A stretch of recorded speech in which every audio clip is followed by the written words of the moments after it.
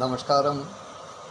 सर्वमंगलमांगल्ये शिवे सर्वार्थसाधिके शरण्ये त्र्यंबके गौरी नारायणी नमोस्तुते। नारायणी नमोस्तुते। या देवी सर्वभूतेषु विद्यारूपेण संस्थिता नमस्तस्यै नमस्तस्यै नमस्तस्यै नमो नमः। या देवी सर्वभूतेषु शक्तिरूपेण संस्थिता नमस्तस्यै नमस्तस्यै नमस्तस्यै नमो नमः। माता भगवती के चरणों में सादर प्रणाम निवेदित करते हुए अपने सभी परिजनों के परिवार में सुख संपदा स्वास्थ्य की कामना करता हूँ और सभी परिजनों को नमन वंदन अभिनंदन प्रस्तुत करता हूँ। आइए आज के वाक्यांश में प्रवेश करते हैं। आज का वाक्यांश है निराशा दूर हो जाए। कहते हैं जिसके पहले न लग जाता है लेकिन उसके साथ में न के तुरंत बाद माँ नहीं आता है तो वहाँ नकारात्मक प्रभाव आ जाता है। नमस्ते कहेंगे तो सकारात्मक प्रभाव होगा, लेकिन निराशा कहेंगे नकारात्मक बात आ जाती है। अर्थात कहीं भी नकारात्मक चीज़ देखें तो उसमें सकारात्मक पक्ष भी खोजना हमारा ही काम है। एक दिन स्मरण होगा, मैंने आपको बताया था कि भगवान श्री कृष्ण ने मथुरा में कुब्जा को देख करके सुंदरी कहा था और फिर उसको सुंदर बना भी दिया था। कुत्ते के शरीर को देख करके उन्होंने कहा था कि ठीक है, बाकी सब शरीर जैसा है लेकिन इसके दांत बहुत सुंदर हैं। अर्थात हर व्यक्ति के अंदर कुछ ना कुछ अच्छाई भी छुपी हुई है, कितना भी बुरा व्यक्ति। हर अच्छे व्यक्ति के अंदर कुछ ना कुछ बुराई भी छुपी हुई है, ये भी सत्य है। गुण और दोष हर व्यक्ति के पास है। इसी प्रकार से हर घटना में, हर कार्यक्रम में, हर बात में आवश्यक नहीं है कि सभी कुछ अच्छा हो। कुछ ना कुछ उसका अंधियारा पक्ष भी होता है। आप सब जानते होंगे कि हम सब लोग दिन भर मेहनत करते हैं, रात्रि आती है, रात्रि का घोर अंधियारा छा जाता है। अब जरा इस अंधियारे की आप तुलना कीजिएगा, कितना घोर अंधकार होता है रात्रि में। इस अंधकार की तुलना कीजिएगा किसी ऐसी परिस्थिति से जबकि आपको कुछ भी न दिखाई दे रहा हो। आपको चारों तरफ अंधकार ही अंधकार दिखाई दे, कोई मार्ग न सुझाई दे कि हम किधर जाएं, क्या करें। ऐसा मान लीजिएगा जैसे किसी घने जंगल के बीच में फंस गए, समझ नहीं आ रहा कि किधर जाएं। जब स्थिति ऐसी आती है तो क्या करते हैं? सिर पटकने लगते हैं, इधर उधर दौड़ते हैं, समझ कुछ नहीं आता कि क्या करें। लेकिन उसका सीधा सा सिद्धांत है, कि जो कुछ है वो पृथ्वी पर है। यदि वो जंगल है तो बड़ा कितना भी हो, लेकिन उसका अंत निश्चित है। एक दिन मेरे एक सहयोगी ने मुझसे यही प्रश्न किया था, और ये एक संयोग की बात है कि वो सहयोगी इस समय हमारे पटर का सदस्य भी है। बेशक इस समय नहीं सुन रहा, लेकिन वो इस पटर का, हमारे इस परिवार का सदस्य भी है। उसने मुझसे ये प्रश्न किया कि यदि हम किसी जंगल में फंस जाएं तो क्या करें, किधर जाएं, उसके लिए क्या दिशा निर्देश है, क्या हमें करना चाहिए। हमने कहा जंगल चाहे कितना भी बड़ा हो, लेकिन आप एक सीध में चलते चले जाइएगा, शांत मन से ये विश्वास कीजिएगा कि कम दूरी पे या अधिक दूरी पर जंगल समाप्त अवश्य होगा।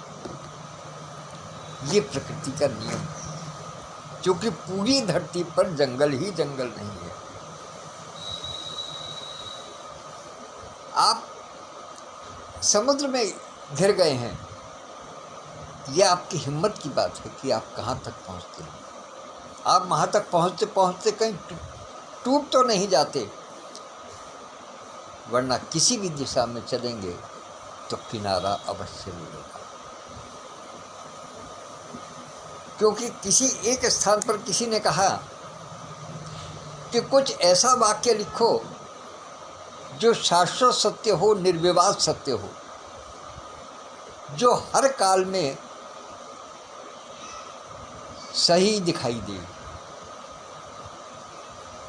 तो उसने, लिखने वाले ने बहुत खूबसूरत पंक्ति लिखी कि ये भी गुजर जाएगा। अर्थ उसने लिया था समय के संदर्भ में, कि समय कैसा भी है वो निश्चित रूप से गुजर जाएगा। लेकिन यदि उसको किसी भी रूप से देख लें तो संसार में कौन सी चीज़ स्थिर है? न समय है, न परिस्थितियां हैं, न मनुष्य है, न कोई जीव जंतु है, न सृष्टि है। कुछ भी निश्चित नहीं है।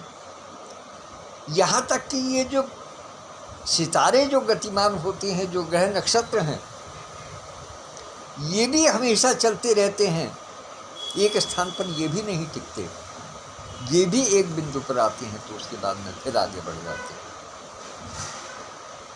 जिनसे कहते हैं ना कि ग्रह चाल का कुछ दोष है, जो हमारे जीवन में कुछ ऐसा हो रहा है।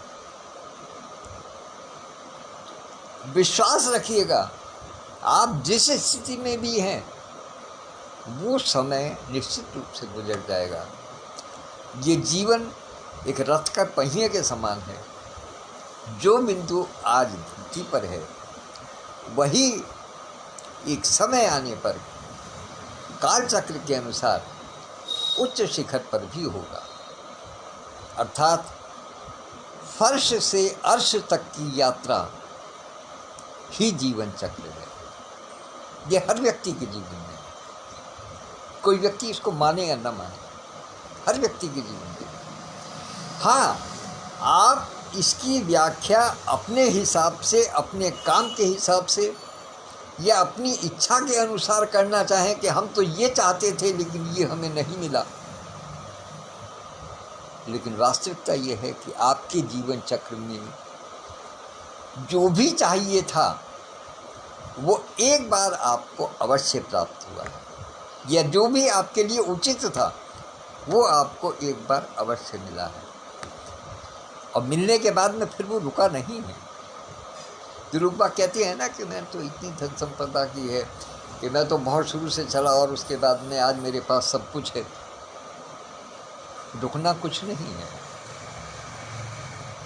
जो भी कुछ है एक दिन ये भी चला जाए, बचना कुछ नहीं है। तो इसी तरीके से मैं बता रहा था कि जब निराशा का अंधकार जब निराशा में आदमी डूब जाता है तो चिंता नहीं, चिंतन करना था। केवल भगवत चिंतन करें जब कभी निराशा के अंधकार में दिखाई दें। क्यों? आप उस समय हाथ पैर मारते हैं जब कहीं आपको कुछ विषम परिस्थिति में आप फंस जाते हैं, आपको कहीं कुछ नहीं दिखाई देता। लेकिन क्या आप जानते हैं कि जब रात आती है, जब रात का अंधियारा छाता है, तब क्या आप हाथ पैर मारते हैं? नहीं। आप सो जाते हैं, चैन से सोते हैं। किस लिए? क्योंकि आपको पता है कि ये जो अंधकार है ये स्थायी नहीं है, ये अस्थायी है। इसी तरीके से निराशा रूपी जो अंधकार है वो भी अस्थायी है, स्थायी भाव में नहीं है। तो इसलिए उससे घबराना कैसा, उससे भागना कैसा? एक आपको बहुत साधारण सी बात बताता हूँ। हमारे एक मित्र हैं, गुरु स्वरूप हैं, उन्होंने बहुत कुछ हमें सिखाया अपने कार्यालय के कार्यों के संबंध में। उन्होंने हमसे एक बात कही थी। उनका कहना था कि सोती जी, जब देखें कि सामने से तूफान आ रहा है, गर्दन झुका दीजिएगा, ऊपर से गुजर जाएगा। अगर आप उससे उलझने की चेष्टा करेंगे तो निश्चित रूप से अपनी मानसिक शांति भी खो देंगे, अपना सुख चैन भी खो देंगे, और हो सकता है कि आपको असफलता का सामना करना पड़े। क्योंकि आप तो सीधे स्वभाव खड़े हैं, आप तो बिना किसी तैयारी के खड़े हैं। लेकिन जो सामने से तूफान आ रहा है वो तो पूरी तैयारी के साथ आ रहा है। इसलिए वहाँ यदि आप उलझेंगे तो निश्चित रूप से आपकी असफलता की संभावना पूरी बनी। इसलिए जब कभी कुछ ऐसा आए, धीरे से गर्दन झुका दीजिएगा, ऊपर से निकल जाएगा। कि चिंता मत कीजिएगा, वहाँ चिंतन कीजिएगा कि हमें किस प्रकार से इससे बचना है। लेकिन यदि कहीं हम भंवर में फंस जाएं, जल के बीच में, समुद्र में, नदी में, कहीं भंवर में फंस जाएं, तो वहाँ अगर गर्दन झुका देंगे तो निश्चित रूप से नीचे डूब जाएंगे। वहाँ हमें हाथ पैर मारना ही होगा। वहाँ अगर हम अपना प्रयास नहीं करेंगे तो निश्चित रूप से हमारा नुकसान है। तो हर परिस्थिति की अलग अलग बात है। जैसे जब हम रात में होते हैं तो अक्सर क्या करते हैं कि जब विश्राम के लिए जाते हैं, लाइट बंद, दरवाज़ा बंद, खिड़की बंद। किस लिए? अपनी सुरक्षा के लिए। क्योंकि रात का अंधकार है, इसमें कुछ भी गलत हो सकता है। इसलिए हम पूरी तरीके से चाक चौबंद रह करके अपनी सुरक्षा की व्यवस्था करते हैं। और कहीं जरा सा भी खटका अगर सुनाई देता है तो सबसे पहले क्या करते हैं? लाइट ऑन करते हैं कि पहले देख लें कि क्या है। लेकिन घबराते नहीं, रात के अंधकार से कभी नहीं घबराते। इसी तरीके से निराशा से भी कभी भी घबराने की आवश्यकता नहीं। निराशा अपने मन से दूर भगाए। जो परिस्थिति है आज है, कल नहीं रहेगी। ये समय का चक्र है। समय, कहते हैं लोग बाग कि समय ने दगा कर दिया। समय ने दगा नहीं किया। दगा आपकी परिस्थितियों ने किया है। समय तो लगातार चल रहा है। ग्रह चाल तो लगातार चल रही है।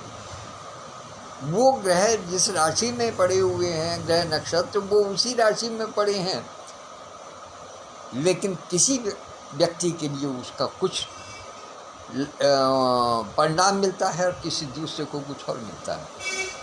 किसी को अच्छा मिलता है, किसी को बुरा मिलता है। ग्रह तो वही है, ग्रह में अंतर नहीं है।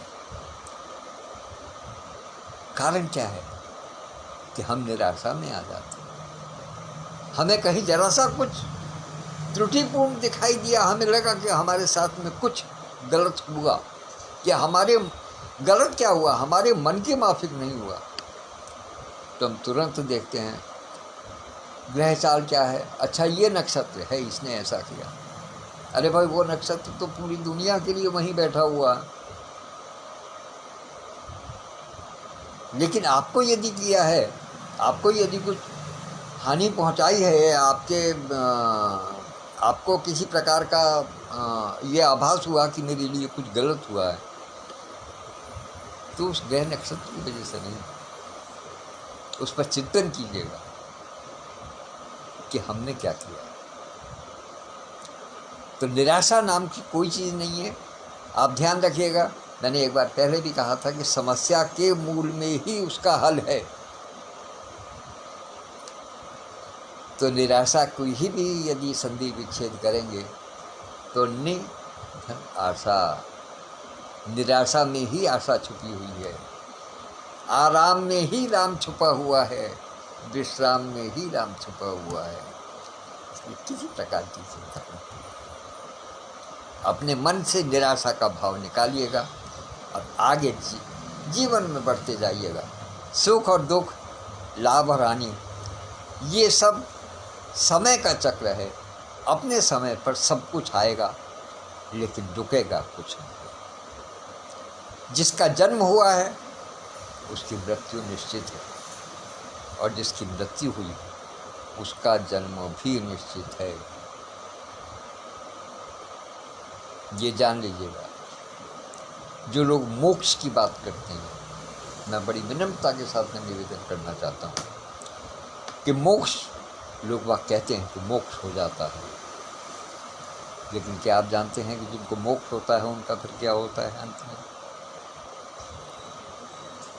जो उन्होंने कर्म किए थे, अच्छे कर्म किए थे, उनके कारण उन्हें मोक्ष की प्राप्ति हुई, जिसको मोक्ष कहा जाता है, कि भगवान के वैकुंठ धाम में पहुंच गए। अब वो जन्म मरण के चक्कर से छूट गए, लेकिन वास्तव में ऐसा नहीं है। उनके कर्मों के हिसाब से जब हम अपने रसोई घर में देखते हैं कुछ भोजन पक रहा होता है, तो भोजन में जो गर्मी है वो जब तक तो रहती है जब तक कि गैस जल रही है, चूल्हा जल रहा है, नीचे आग जल रही है। जिस समय वो पक जाएगा उसके बाद में नीचे से आग बंद हो जाएगी या लगातार चलती रहेगी, वो बंद हो जाएगी। तो फिर उसके बाद में वो धीरे धीरे ठंडा होना शुरू हो जाएगा। तो भाई स्वाभाविक सी प्रक्रिया है कि नहीं? तो इसी तरीके से मोक्ष पाने के बाद में जब ईश्वर के पास पहुंच गए तो वहाँ आपके लिए करने के लिए तो कोई कर्म नहीं है। वहाँ आप क्या कर्म करेंगे? कुछ भी नहीं करेंगे। तो जो आपने सत्कर्म किए हैं उनके परिणाम स्वरूप आपको मोक्ष मिला, और वो धीरे धीरे क्षय होता चला गया। जिस तरीके से कुकर में रखी हुई सब्जी धीरे धीरे धीरे धीरे, या भगोने में रखा हुआ दूध धीरे धीरे धीरे धीरे ठंडा होने लगता है, इसी प्रकार से जो गर्मी का ताप है जिसके कारण कि उसको मोक्ष प्राप्त हुआ है या कहा गया है कि मोक्ष प्राप्त हुआ है, वो धीरे धीरे ठंडा होने लगता है, क्षय होने लगता है। और जब वो क्षय इस स्थिति तक पहुंच जाता है कि वो मोक्ष के काबिल नहीं रहता, भगवान के पास रहने के काबिल नहीं रहता, तो वो पुनः पृथ्वी पर आता। इसलिए जन्म मरण का चक्र हमेशा चलता रहता है, हमेशा चलता रहेगा। सृष्टि में जो जन्म लिया है जिसने, उसकी मृत्यु निश्चित है, और जिसने मृत्यु हुई है जिसकी, उसका जन्म भी निश्चित है। समय कालखंड अलग अलग हो सकता है। कभी कभी आपने देखा होगा कि बहुत सी बार ऐसा होता है, जैसे अधिकतर चलचित्रों में दिखाया जाता है, लेकिन ऐसा होता भी है कि इधर किसी की मृत्यु हुई और कुछ दिनों बाद ही किसी शिशु का जन्म हुआ और उसके अंदर कुछ इस प्रकार के लक्षण या चिन्ह दिखाई दिए जिससे कि आभास होता है कि हाँ ये इसका प्रतिरूप है। तो कुछ का पुनर्जन्म बहुत शीघ्रता के साथ हो जाती है, लेकिन जो भृगु संहिता है वो ये बताती है कि कभी कभी मनुष्य के पुनर्जन्म के लिए सदियों तक प्रतीक्षा करनी है, सदियों तक प्रतीक्षित रहता है। वो जो सदियों की प्रतीक्षा है वो क्या है? वही मोक्ष है, वही मोक्ष है। तुरंत आ जाना मतलब उसके कर्म अभी बाकी हैं, उसने कर्म अभी करने हैं, लेकिन 700 साल, 500 साल, 800 साल के बाद में जब कोई आत्मा पुनः शरीर धारण करके धरती पर आती है तो इसका मतलब उसने मोक्ष का सुख भोग करके तब वो वापस। आज थोड़ा अधिक लंबी हो गई बात, इसके लिए क्षमा प्रार्थी हूँ। और मेरे साथी जो सुन रहे हैं उनके चित्र मुझे दिखाई दे रहे हैं, कुछ के मुझे पता चल रहा है कि इस समय 6 सदस्य मेरे सुन रहे हैं, लेकिन दिखाई कुल 4 दे रहे हैं। आदरणीय भाई RPS चौहान जी, बहन वर्षा खन्ना जी, आदरणीय विधुभूषण त्रिवेदी जी, डॉक्टर सत्यप्रकाश पांडे जी, और जो अगर ऊपर देखूं तो आदरणीय विद्युत प्रभा चतुर्वेदी मंजू दीदी भी दिखाई दी थी, और मैं समझता हूँ कि शायद अंशु जैन जी भी थी, वर्षा अग्रवाल जी भी दिखाई दी थी।